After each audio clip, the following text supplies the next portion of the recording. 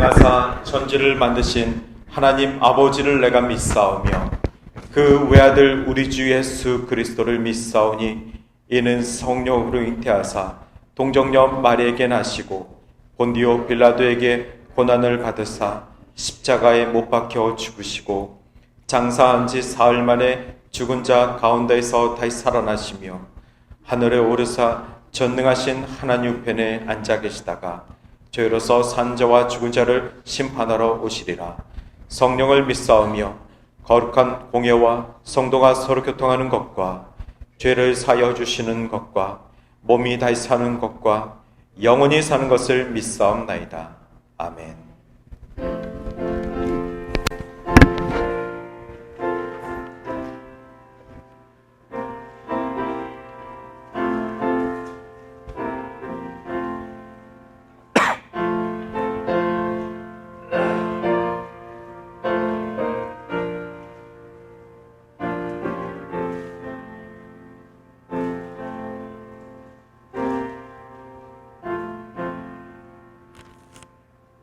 예수 나를 오라 하네.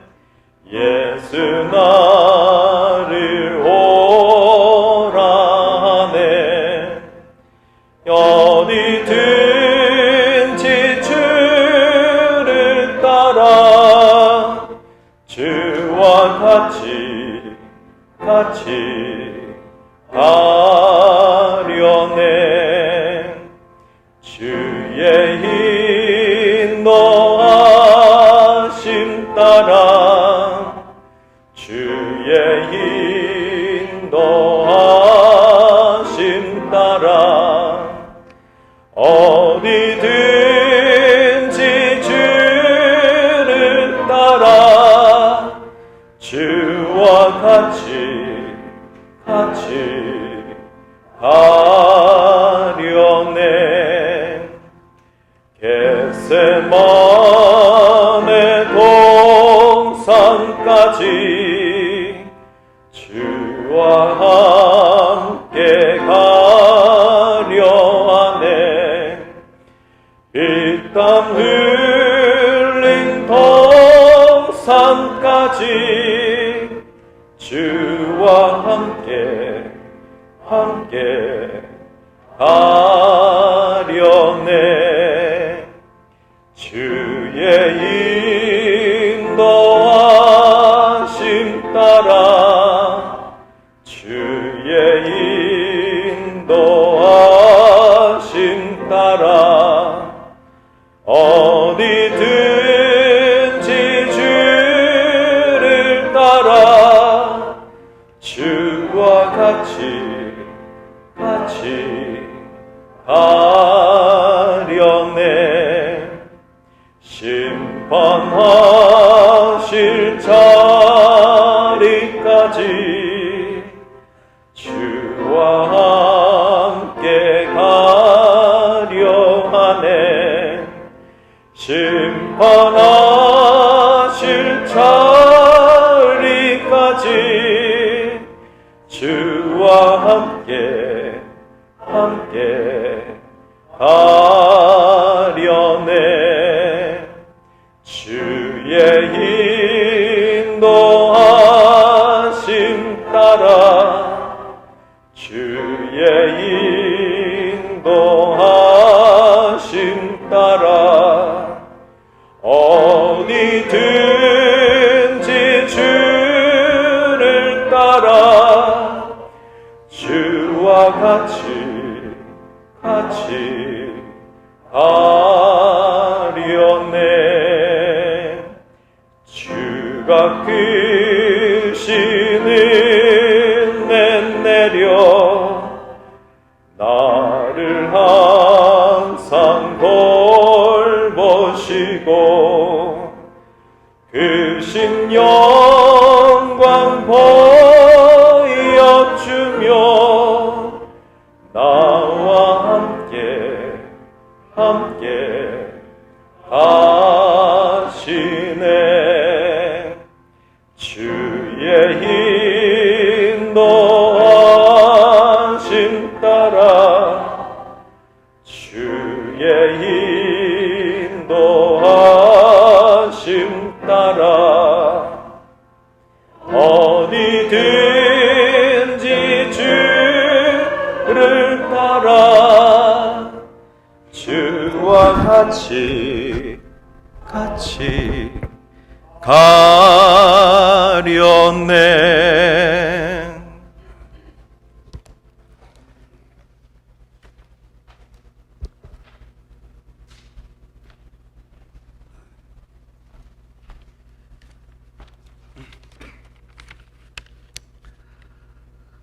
만복의 근원이 되시는 주님의 은혜와 사랑에 감사와 찬양을 드립니다. 날마다 저희와 동행하시며 험난한 세상 가운데서 실족치 않게 도우시고 이 시간 가장 귀한 예배의 자리로 모이게 하심을 감사드립니다. 저희의 심령이 오직 주님만을 향하게 하시고 온전한 예배를 드릴 수 있도록 저희를 지켜주시옵소서. 예배를 드리는 가운데 닫힌 마음이 열려지게 하시고 엉클어진 마음이 정돈되게 하셔서 기쁨이 넘치고 은혜가 충만한 한 시간이 될 수 있게 인도하여 주시옵소서. 한 주간의 짧은 삶이었지만 늘 죄와 동행하는 삶을 살았음을 고백합니다. 주님을 모른다고 부인했던 베드로처럼, 주님을 팔았던 유다처럼 우리의 삶 속에서 주님을 부인하고 팔았던 저희들을 긍휼히 여기시고 십자가의 보혈로 용서하여 주시옵소서. 저희들에게 세상과 타협하지 않을 믿음을 허락하시고 세상을 이길 힘을 주셔서 주의 영광을 나타내고 주의 뜻을 이루어가는 귀한 주의 자녀들이 되게 하여 주시옵소서. 예수 그리스도께서 저희의 동산교회의 머리가 되셔서 지켜주시고 사랑과 진리의 은혜가 가득한 교회가 되게 하여 주시옵소서. 교회의 빈자리를 가득 채우고 날로 부흥 발전하게 도와주시옵소서. 일찍이 주님의 크신 뜻과 섭리가 계셔서 이곳에 동산교회를 세워주심을 믿습니다. 성령이 역사하는 교회, 생명이 넘치는 교회가 되게 하시고 주의 나라와 이 지역사회를 위해 큰 역할을 감당할 수 있는 귀한 교회가 되게 하여 주시옵소서. 성도들 간에 서로 먼저 섬기고 위하여 기도하며 모두가 합심하여 아름다운 주의 나라를 이루어갈 수 있게 인도하여 주시옵소서.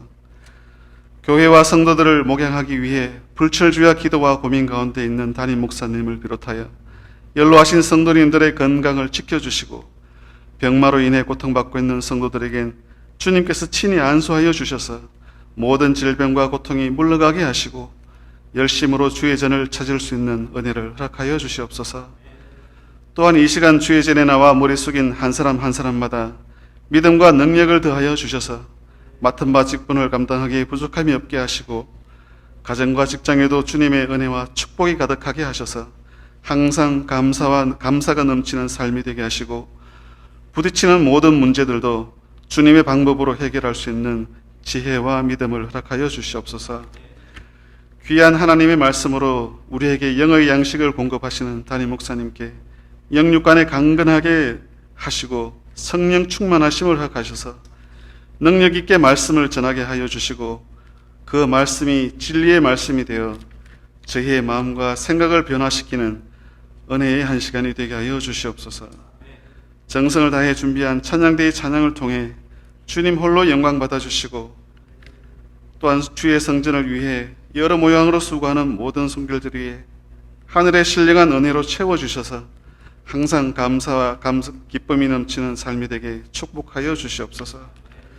세계 각지에서 주의 복음을 전파하기 위해 애쓰는 선교사님들을 기억하시고 모든 어려움과 필요함을 채워주셔서 그들의 수고가 더해질 때마다 주의 나라가 더욱더 확장될 수 있는 역사가 있게 하여 주시옵소서.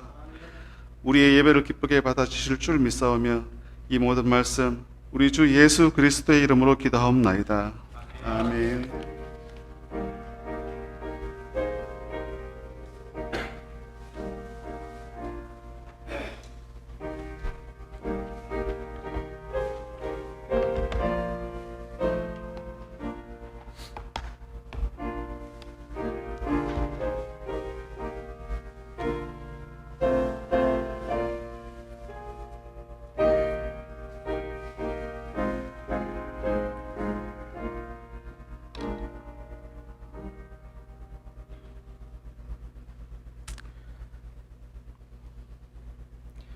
하나님의 말씀 사도행전 15장 13절에서 21절입니다. 말을 마침에 야고보가 대답하여 이르되 형제들아 내 말을 들으라.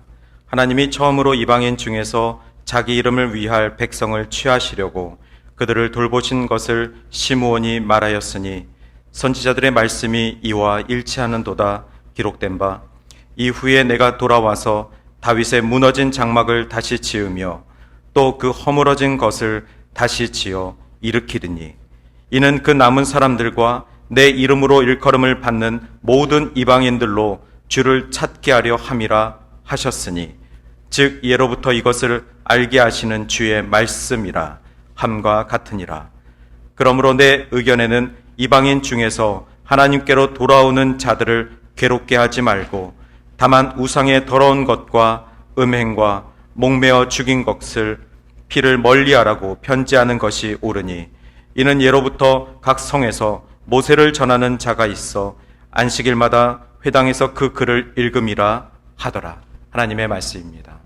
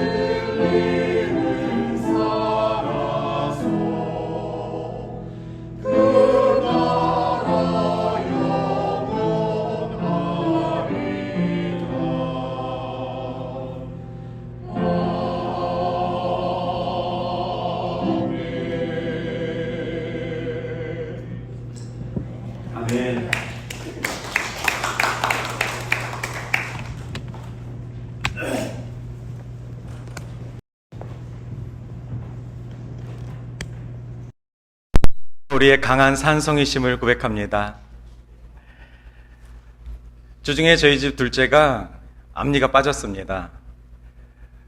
부모님 손을 못 대게 하고 자기 혼자 빼겠다고 혼자 혀로 왔다 갔다 하면서 결국에는 학교에서 공부하다가 이가 빠져서 왔습니다. 그리고선 그날 여러분도 다 아시다시피 베갯잎에다가 그 이를 집어넣으면 투스페리가 와서 가져간다 라는 이야기를 아이가 아직은 믿고 있습니다. 옆에서 누나는 계속해서 아니야 이러고 얘기했는데도 동생은 진짜 투스페리가 올 거야. 왜냐면 내가 이걸 어렵게 뺐거든. 무언가 보상을 받고 싶은 마음에 그 이야기를 아직은 믿고 있었습니다. 그래서 우리도 그 아이의 동화적인 생각을 망치고 싶지 않아서 올해는 기다려줬습니다. 아이가 이를 베갯잎에다 놓고 잤는데 아침에 일어났습니다. 아내는 먼저 출근을 했고 아이가 엄마, 아니 아빠, 투스페리가 와서 $3를 주고 갔어. 그래서 저는 제가 눈 거를 찾은 줄 알고 투스페리가 진짜 왔네 이렇게 장단을 맞춰줬습니다. 그러더니 아이가 또 방에 들어가서는 또 다른 투스페리가 또 왔어. 오른쪽에 또 있어. 저도 깜짝 놀랐습니다. 진짜 투스페리가 온 줄 알았습니다. 왜냐면 저는 $3밖에 안 넣었거든요. 나중에 봤더니 아내도 출근하기 전에 $3를 오른쪽에다 놓고선 출근했던 겁니다. 저는 왼쪽에다 놓고 아이는 오른쪽에다 놓고, 그래서 아이가 더블로 받았습니다. 그날 학교 가서 아이가 친구들한테 자랑을 했는데 친구들 전부 다가 그거 엄마 아빠 거야. 정말 아이가 학교에서 돌아오더니 이거 진짜 엄마 아빠 거야? 아이는 약간의 실망을 한 듯 자기가 갖고 있는 그 판타지에 대해서 지키고 싶었는데 현실에 대해서 알아가는 그 현장 속에서 어떤 것이 나을까 이런 생각을 좀 해봤습니다. 자신에게 소중한 것이 있다면 그렇게 베갯잎에다 두고선 그날 밤 정말 간절하게 투스페리가 왔으면 좋겠다 이런 마음이 아마 아이와 같은 마음일지도 모르겠습니다. 여러분들은 여러분이 소중한 것을 한번 지키면서 기도해 보신 적이 있으십니까? 저는 어땠나 봤더니 저도 어렸을 때 이가 빠져서 그 이를 지붕 위에다가 던진 적이 있었습니다. 그래서 까치가 그 이를 물어가면 새 이를 주는 줄 알고 저도 그렇게 믿었었을 때가 있었습니다. 그때 저의 고민은 무엇이었냐면 아파트 사는 친구들은 어디다 던지지? 그게 궁금했었습니다. 지금은 너도 나도 아파트를 살기 때문에 더 이상의 까치가 지붕에서 찾아갈 수가 없을 것입니다. 다른 나라들도 보니까 제각기 이렇게 투스페리 이야기들이 있습니다. 그만큼 우리에게 가장 두려운 부분을 이야기를 통하여서 위로를 주고 또 그것을 아직까지 기대하는 마음으로 새로운 연구치가 자라는 것을 우리가 좀 소망하는 그러한 이야기가 될 것 같습니다. 오늘 행전 시리즈 말씀을 전할 때에 조금 무거운 이야기로 전했어야 되는데 너무 무거운 이야기다 보니까 주중에 있었던 작은 에피소드를 이야기했습니다. 제가 고민하다가 전해드리지 않은 무거운 이야기는 바로 타투였습니다. 오늘 설교에 대해서 제가 준비하면서 고민했던 이야기는 타투였는데 타투라는 것이 조금 무거운 주제고 또 타투에 대해서 어떻게 생각하실지 몰라서 타투 이야기를 안 하고 투스페리 이야기를 해드렸습니다. 그만큼 우리들은 우리 몸에 대해서 소중한 것들을 각자들 갖고 있습니다. 이스라엘 사람들에게는 어떤 것이 소중했을까요? 몸에서.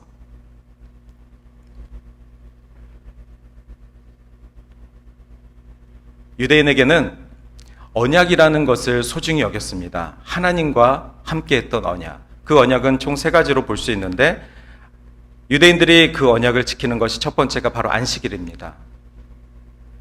출애굽기 말씀에 따라서 유대인들은 안식일을 목숨과 같이 지킵니다. 지금도 토론토 어느 동네에서는 안식일이 되면은 엘리베이터 버튼을 모두 다 눌러놓는다는 소문을 저는 들었습니다. 두 번째로 창세기에 나오는 무지개 언약입니다. 다시는 물로 심판하지 않겠다고 하신 하나님의 언약의 말씀을 이스라엘 백성들은 믿고 있습니다. 세 번째는 할례의 언약입니다. 오늘 말씀드릴 주제가 바로 이 할례의 언약입니다. 이스라엘 사람들은 몸에 할례를 하는 것을 중요하게 생각합니다. 그 흔적에 대해서 하나님께서 주신 언약의 증표라고 믿기 때문에 모든 유대인들은 8일 만에 할례를 해야만 합니다. 성경에 보니까 너희 중 남자는 다 할례를 받으라.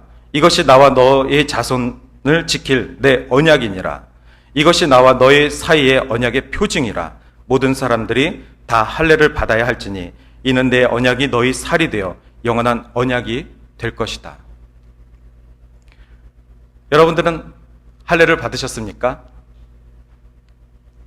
이 주제가 오늘 사도행전 15장에 나옵니다.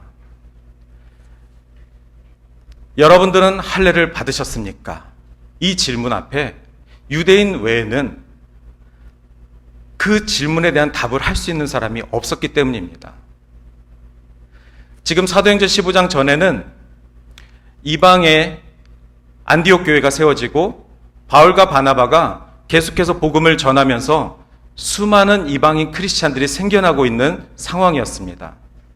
수많은 이방인 크리스찬들이 예루살렘에 있는 유대인 크리스찬들의 숫자만큼 많아지기 시작하자 예루살렘에 있는 유대인 크리스찬들이 그들은 할례 받은 자들이 아니다.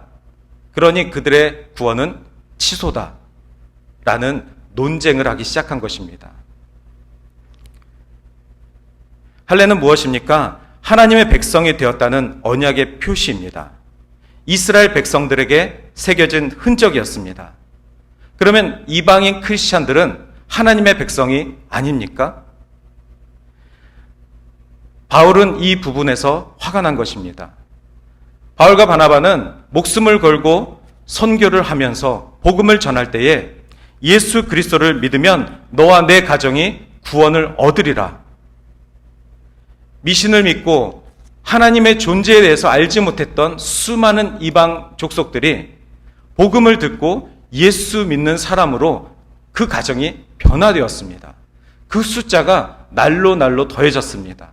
예수님 앞에 회개하고 나오는 숫자들이 날로 더해지는 복음의 현장 속에서 할례라는 이 주제 때문에 죄송합니다. 예루살렘 모 교회와 안디옥 교회가 지금 싸우고 있는 것입니다. 그래서 안디옥 교회에서는 바울과 바나바를 모 교회인 예루살렘 교회로 파송했습니다. 돌아가서 예루살렘에 있는 유대인 크리스찬들에게 우리의 상황을 좀 이해시켜달라. 그리고 제1회 예루살렘 공의회가 열린 것입니다. 예루살렘에서 교회와 교회가 만나 신학적인 문제에 대해서 서로 싸우고 있는데 싸우지 말고 이 문제에 대한 결론을 도출하자라는 회의였습니다. 당연히 이 회의에 참석한 사람들은 이방인들은 구원을 위한 필수 조건으로 할례를 무조건 받아야 한다라는 쪽과 그렇지 않아도 된다 반대하는 쪽이었습니다. 저와 여러분은 어느 쪽에 섰습니까? 유대인 크리스찬 입장입니까? 아니면 이방인 크리스찬 입장입니까? 항상 신학의 논증에서는 둘 중에 하나의 입장에 서게 됩니다. 우리도 이방이었기 때문에 이방인 크리스찬들입니다. 그러니 이방인 크리스찬 중에서 할례를 받은 사람은 유대인 크리스찬처럼 할례를 받아야 된다라고 주장했을 것이고 할례를 받지 않은 사람은 아니다. 할례를 받지 않아도 구원이 취소되는 것이 아니다. 라고 우리의 입장을 지금 나눌 것입니다. 그렇다면 지금 이 시간에 싸우는 것이 옳겠습니까? 아니면 정말 하나님이 무엇을 말씀하고 싶으신지 그것을 깨닫는 것이 중요하겠습니까? 심지어 이 당시에는 여성은 언급도 되지 않았습니다. 할례라는 것은 여성은 아예 할 수조차 없습니다. 그러니 오늘날 수많은 인구의 절반이 여성이고 여성이 예수를 믿고 있는 이 상황 속에서 어떻게 이 주제를 심각하게 정의 내리지 않을 수 있겠습니까? 그렇다고 우리가 유대인 크리스찬의 할례를 무조건 받아야 됩니다 라고 주장하는 사람들을 무시할 수가 없습니다. 왜냐하면 그들은 하나님의 언약의 말씀을 끝까지 지켜야 되겠다라는 그 의지가 있었기 때문입니다.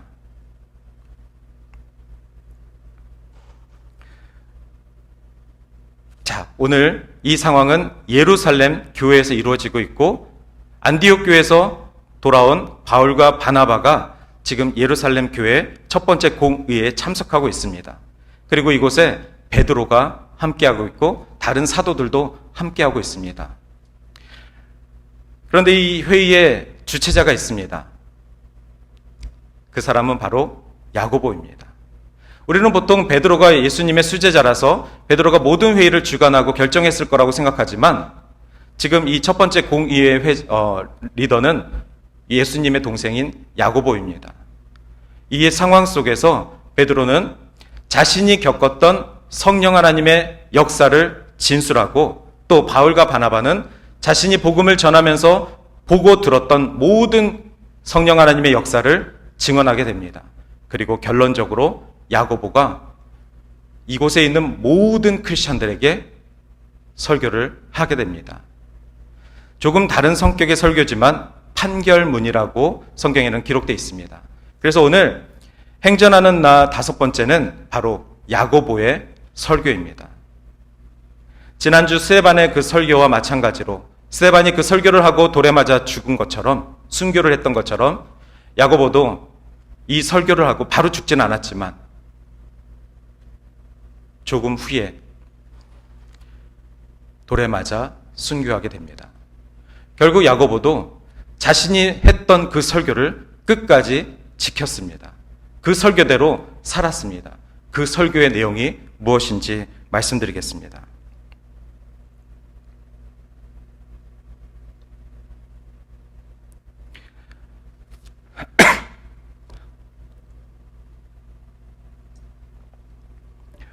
오늘 기침 때문에 몇 분 권사님들이 교회를 못 오신다고 연락을 받았는데 실은 저도 조금 기침을 하고 있습니다. 근데 걱정 안 하셔도 됩니다. 많이 나아지고 있습니다. 오늘 이 설교를 하기 전에 먼저 바울의 1차 전도 여행을 좀 설명을 간단하게 드리고 싶습니다.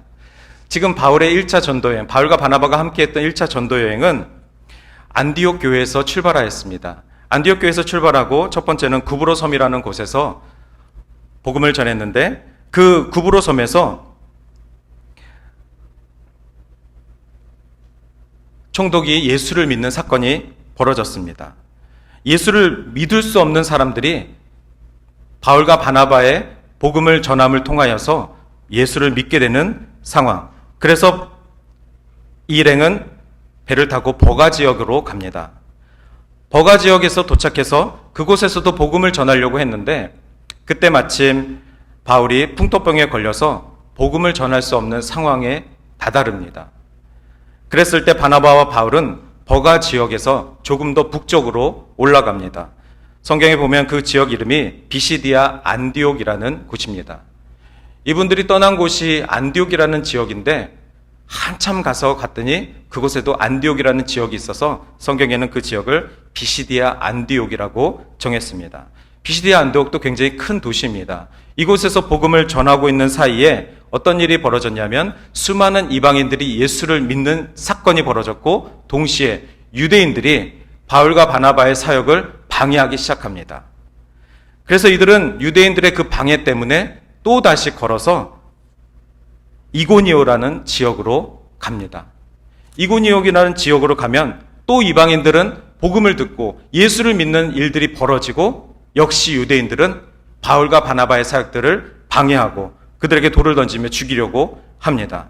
그래서 그들은 또다시 루스드라라는 곳으로 갑니다. 루스드라에서도 똑같은 일이 벌어집니다. 마지막으로 더베라는 지역에 갑니다.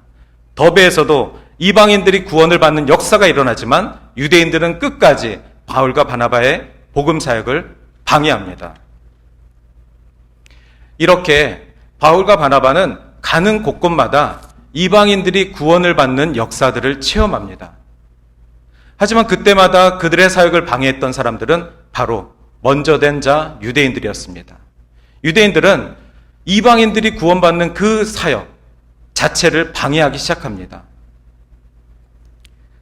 그럼에도 불구하고 조금 더 쉬운 길로 갈 수 있었는데 더베에서 다소로 가지 않고 다시 왔던 길로 산을 넘고 물을 건너 바다를 건너 바울과 바나바는 왔던 길을 다시 되돌아서 가게 됩니다. 그 이유는 무엇이냐면 자신들이 복음을 전하면서 돌을 맞기도 하고 죽을 지경에 처했기도 했지만 내가 복음을 전한 그 사람들이 잘 성장하고 있는지 지역마다 다시 돌아보며 그들에게 문안하고 나는 돌에 맞아 죽을 뻔했지만 복음은 살아있어서 저와 여러분을 지킵니다. 이 메시지를 전하기 위해 다시 한번 그들에게 찾아갑니다. 이렇게 해서 바울과 바나바의 1차 전도 여행을 마치게 됩니다. 베드로는 어떤 사건을 겪었습니까? 바로 고넬료 사건입니다. 사도행전 10장에 보면은 베드로가 유대인 크리스찬 입장에 서서 복음을 전했는데 이 고넬료 사건을 통하여서 성령께서 이방인들에게도 구원의 문이 열려 있음을 깨닫게 됩니다. 그래서 베드로는 오늘 첫 번째 예루살렘 공의에 나타나서 이 진술을 합니다. 나도 여러분들과 똑같이 할례를 받아야 한다. 이 유대인들처럼 크리스찬들은 할례를 받아야 된다라고 주장했었지만 내가 환상 가운데 성령 하나님의 말씀과 계시를 보니 이방인 크리스찬들을 더럽다 하지 말아라. 왜 내가 깨끗하다고 했 그 사람들을 너가 더럽다고 정죄하느냐? 성령 하나님의 이 깨달음을 베드로가 깨닫고 그 고넬료 사건을 유대인 크리스찬들에게 증언합니다. 지금 이 베드로의 증언과 그리고 바울과 바나바의 이 첫 번째 전도 여행에서 벌어졌던 모든 이야기들에 대한 증언을 기반으로 해서 야고보가 최종 판결을 내립니다. 오늘 말씀 14절에 보시겠습니다. 하나님이 처음으로 이방인 중에서 자기 이름을 위할 백성을 취하시려고 그들을 돌보신 것을 시므온이 말하게 하니 선지자들의 말씀이 이와 일치하는도다. 기록된 바 이후에 내가 돌아와서 다윗의 무너진 장막을 다시 지으며 또 그 허물어진 것을 다시 지어 일으키리니 이는 그 남은 사람들과 내 이름으로 일컬음을 받는 모든 이방인들로 주를 찾게 하려 함이라 하셨으니 즉 예로부터 이것을 알게 하시는 주여 말씀이라 함과 같으니라. 지금 야고보는 최종 판결문을 할 때 옛 선지자 말씀 아모스의 말씀을 인용하여서 모든 이방인들로 주를 찾게 하려 함이 당연하다는 것을 말씀하셨습니다. 즉 이방인 중에 하나님께 돌아올 자들을 괴롭히지 말라는 것입니다. 오늘 그래서 주제의 말씀이 바로 하나님께 돌아올 자입니다. 이 하나님께 돌아올 자들은 예수 그리스도의 복음을 들은 자, 특별히 이방인이어서 구원의 빛조차 기회조차 없었던 그 민족에 있던 사람들이 바울과 바나바와 그리고 베드로의 도움을 통하여서 예수를 만나 하나님의 백성이 되었던 사건입니다. 이 선교의 생생한 사건들을 유대인 크리스찬들이여 너희들이 정죄하지 말아라. 야고보는 지금 아모스의 이 선지자 예언을 통하여서 이 판결문을 내린 것입니다. 아모스는 처음에 이 말씀을 하였을 때 다윗의 집이 타락했음을 이야기했습니다. 다윗의 무너진 장막을 일으키고 그것들의 틈을 막으며 그 허물어진 것들을 일으켜서 옛적과 같이 세우고, 아모스 선지자는 지금 다윗의 자손들이 무너져감을 보았습니다. 즉 유대인들이 예수 그리스도를 영접하지 못하고 무너져가는, 예루살렘이 무너져가는 것을 아모스는 예언한 것입니다. 그리고 그것이 지금 이루어지고 있었습니다. 이미 예수 그리스도가 유대인의 손에 죽었기 때문에 그 사건이 이루어졌습니다. 야고보 설교의 핵심은 나의 생각과 주장으로 신앙의 논쟁을 하기보다는 아모스 말씀, 선지자들이 했던 예언을 기억함으로 성경에 기록된 그 말씀으로 우리가 깊이 새기는 것이 중요하다는 것입니다. 할례를 받는 것이 중요하죠. 하나님의 말씀을 지키는 것이 중요하죠. 하나님의 언약을 지키는 것이 소중하겠죠. 그러나 예수 그리스도가 이 땅에 오신 이후부터는 더 이상 유대인의 그 할례뿐만이 아니라 이방인에게 있는 마음의 할례도 중요하게 여길 수 있다는 것입니다. 다윗의 무너진 장막이 다시 한번 세워지는 날은 다윗의 나라가 재건되는 것이 아니라 바로 예수 그리스도께서 머리가 되신 신약 시대의 교회가 세워지는 것입니다. 예수 그리스도가 죽으시고 바울이 목숨을 바쳐서 복음을 전했던 곳곳마다 주님의 교회가 섰습니다. 주님의 교회가 한두 군데서 선 것이 아니라 복음이 들어가는 곳곳마다 교회가 세워졌습니다. 그것은 영적인 예루살렘입니다. 예루살렘 땅에 있는 그 예루살렘 성전만이 중요한 것이 아니라 예루살렘 성전 다음에 이방인의 교회였던 안디옥 교회도 중요하고 안디옥 교회에서 파송하여서 교회가 세워진 모든 교회들이 다 영적 예루살렘 교회가 되는 것입니다.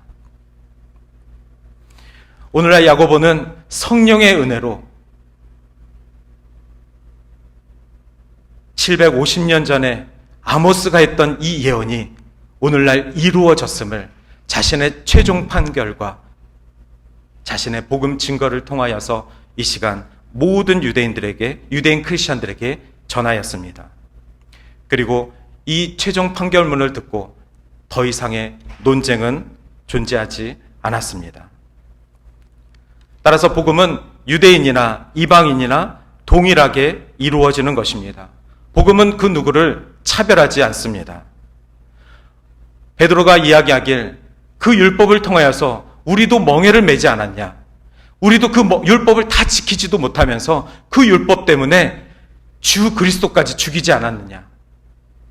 우리도 그 율법을 다 지키지 못하는데 이제 겨우 예수를 믿은 저 구원받은 민족들을 우리가 구원이 취소됐다라고 어찌 감히 저주할 수 있겠느냐?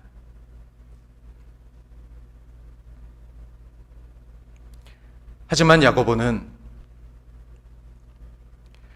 이방인 크리스찬들이 할례를 받지 않아도 된다라고 판결을 하였지만 그 이어서 이렇게 이야기합니다. 20절입니다. 다만 우상의 더러운 것과 음행과 목매어 죽인 것과 피를 멀리하길 바랍니다. 이방인 크리스찬들에요, 예수를 믿고 이제는 여러분과 여러분의 가정과 민족이 구원을 받은 그 기쁨이 여러분들에게 주어졌다면 여러분들에게 할례를 요구하지 않겠습니다. 여러분의 구원을 취소했다라고 말하지 않겠습니다. 논쟁하지 않겠습니다. 그러나 여러분들이 그동안 갖고 있었던 우상을 내려놓으십시오. 여러분들이 음행하면서 살았던 그러한 모든 악행들을 내려놓으십시오. 그리고 목매어 죽는 것과 그리고 유대인들이 피를 싫어하는데 피째 먹는다든지 피를 가지고 그런 축제를 한다든지 피를 멀리하라고 부탁을 합니다. 이것은 배려입니다. 공동체가 건강하게 서로 유지하기 위해서는 A그룹과 B그룹이 서로를 배려하고 서로를 이해해야만 합니다. 유대인 크리스찬들에게는 이방인 크리스찬들에 대한 배려와 이해를 촉구했고 이방인 크리스찬들에게는 유대인 크리스찬들의 관습을 이해해달라, 배려해달라 부탁하였습니다. 어느 한쪽이 지고 어느 한쪽이 이긴 사건이 아닙니다. 하나님의 말씀은 둘 다 승리하는 줄 믿습니다. 하나님의 말씀과 하나님의 사랑의 공동체는 내가 승자요 당신이 패자가 아닙니다. 사실 논쟁이 시작되면 그것은 사단의 역사입니다. 교회와 교회가 싸우면 그것은 사단만이 기뻐할 결론입니다. 지금 예루살렘 교회가 잉태됐고 그리고 안디옥 교회가 세워졌습니다. 이 초대 두 교회가 신학적인 논쟁, 그것도 할례 때문에 싸운다면 앞으로 성경에 수많은 교회들이 세워지고 그 모든 역사들을 누가 감당하겠습니까? 이 첫 번째 공의회에서 야고보의 판결로, 베드로와 바울과 바나바의 증언으로 모든 논쟁이 말씀 앞에 종식되었기에 안디옥 교회는 계속해서 2차 선교행, 3차 선교행을 통하여서 복음을 끝까지 전하게 됐고, 예루살렘 모 교회는 그것을 후원하고 돕는 예루살렘 모 교회가 되었습니다. 여러분, 우리는 예수를 믿는 자들입니다. 우리는 유대인 크리스찬의 입장에서 우리에게 받은 그 구원 때문에 이제 예수를 믿는 저 사람들을 배척하고 정죄하고 판단하고 그저 가르치려고만 하는 그러한 우를 범하겠습니까? 또 우리가 이제 예수를 믿은 이방인 크리스찬이라 그래서 먼저 예수를 믿은 자들이 악독하고 고집스럽고 저들이 너무나도 교만하다라고 불평만 하겠습니까? 우리 안에, 서로 안에 그러한 마음이 싹 트는 것은 성령의 은혜가 아닙니다. 그것은 사단이 우리를 조종하는 것입니다. 주님은 그 싸움에서 죽임을 당하셨습니다. 주님은 A와 B의 그 죄 때문에 십자가를 지고 가셨습니다. 주님은 우리 모두에게 주님의 십자가를 지고 그것을 함께 지고 가기를 원하셨습니다.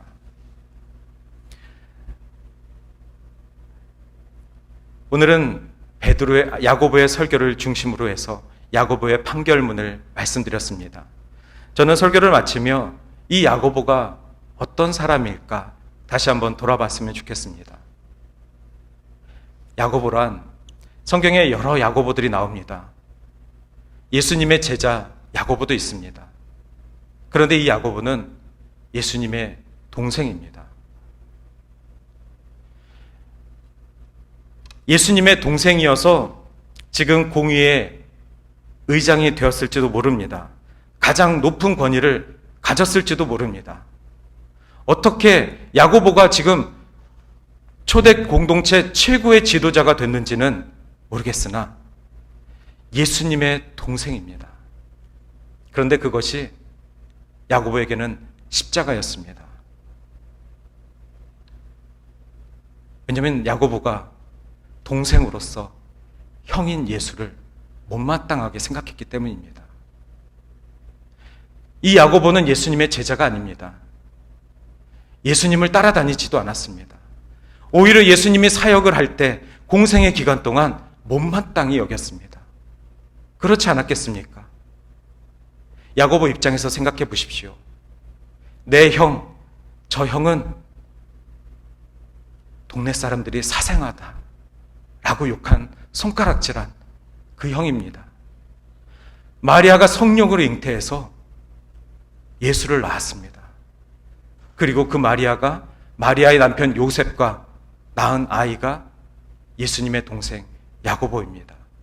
그러니 야고보 입장에서 예수가 형 같기도 하고 형이 아닌 것 같기도 하고, 사람들이 예수를 손가락질하는데, 사람들이 우리 엄마를 손가락질하는데 저 형 때문에 우리 엄마가 받는 저 멸시, 야고보 입장에서 얼마나 미웠겠습니까?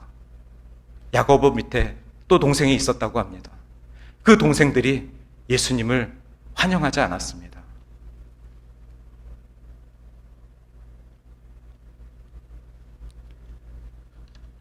그러나 사람들이 그렇게 비웃고 그렇게 멸시했던 것처럼 예수님은 사생아가 아닙니다. 예수님은 하늘 아버지, 아버지의 독생자 아들이십니다. 그리고 이 땅 가운데 성녀 마리아를 통하여서 태어나신 인간이십니다. 하지만 예수님도 마지막에 동생 야고보를 찾아가셨습니다. 성경에 보면 예수님이 부활하셔서 많은 사람들을 찾아가실 때에 동생 야고보를 찾아가십니다. 그 불평 많은 내 동생, 내 가족 야고보를 찾아가십니다. 그리고 그때 야고보가 부활하신 예수를 만나 변화된 것입니다. 사람들이 예수를 미쳤다고, 사람들이 내 형을 미쳤다고 할 때 나도 속으로 그렇게 동의했지만 부활하신 예수를 만난 이후부터는 더 이상 저분은 내 육신의 형이 아니라 하늘 아버지께서 이 땅에 오신 성자 하나님이심을 야고보가 깨달은 것입니다. 즉 야고보란 부활하신 하나님을 만난 하나님의 백성이 된 것입니다. 그리고 말씀을 통하여서 오늘 예루살렘 모든 크리스찬들의 첫 번째 지도자가 되어 첫 번째 회의에서 최종 판결, 유대인 크리스찬들과 이방인 크리스찬들은 하나님 앞에, 말씀 앞에 모두 다 동일합니다. 하나님 말씀에 입각해서 사는 자가 되었다고 합니다. 훗날 전승에 보면 야고보는 성전에서 기도하는 것을 즐겼다고 합니다. 기도하다 유대인들이 야고보를 끌고 가 성전 꼭대기에서 너가 믿는 그 예수에 대해서 말해보아라. 너의 형 예수에 대해서 말해보아라. 그때 야고보가 예수 그리스도는 살아계신 하나님이요 지금도 부활하셔서 역사하시는 우리의 아버지 되십니다. 우리의 구원자 되십니다. 목숨을 걸고 이 고백을 하였을 때 성전 꼭대기에서 떨어져 죽었다고 합니다. 야고보는 이렇게 순교하였다고 합니다. 그래서 야고보의 별명이 무릎 낙타라는 별명이 있습니다.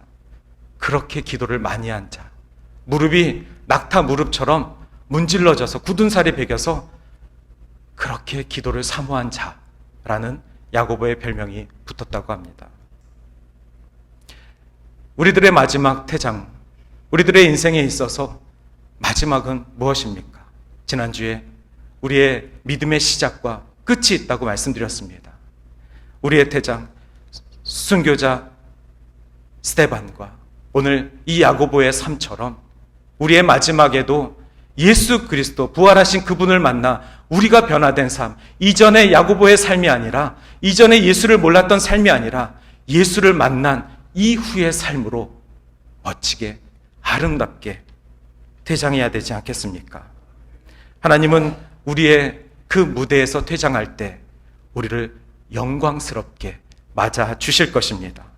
세상은 우리를 무가치하다, 우리를 멸시하지만, 우리를 예수에 미친 자라고 우리를 멸시하지만 우리 하나님께서는 우리를 안아주시며 우리가 진실 가운데 선한 싸움 마쳤음을 위로해 주실 것입니다. 따라서 하나님 아버지께 돌아오는 자들을 막지 않길 바랍니다. 지금도 수많은 나중된 자들이 조금씩 주님 앞에 나오고 있습니다. 그 속도를 우리가 기다리고 기도하며 인내하며 그들이 우리와 함께 성숙한 그리스도와 장성한 분량에 이를 때까지 그들을 축복하고 아버지 하나님께 돌아오는 그들을 환영하는 것이 먼저 된 자입니다. 우리가 먼저 된 자라면 그 축복을 누릴 것이고 또 우리가 나중된 자라면 그 축복을 받게 되기를 축원합니다. 기도하시겠습니다. 사랑이 많으신 하나님, 오늘도 우리가 살아온 한 주의 삶을 통하여서 그리스도 중심의 삶을 살기를 깨닫습니다. 하나님, 오늘도 이 예배를 말씀을 하나님 성령 하나님 역사하셔서 우리에게 회개하는 마음을 주셔서 이 예배 후에 하나님 우리가 한 주를 또 주의 말씀 앞에 고백하며 살아갈 수 있는 힘을 허락하여 주시옵소서. 우리는 패배하였을지라도 우리보다 먼저 승리하신 주님을 붙들고 살아가는 거룩한 삶 되게 하여 주시옵소서. 감사드리고 예수님의 이름으로 기도드립니다. 아멘.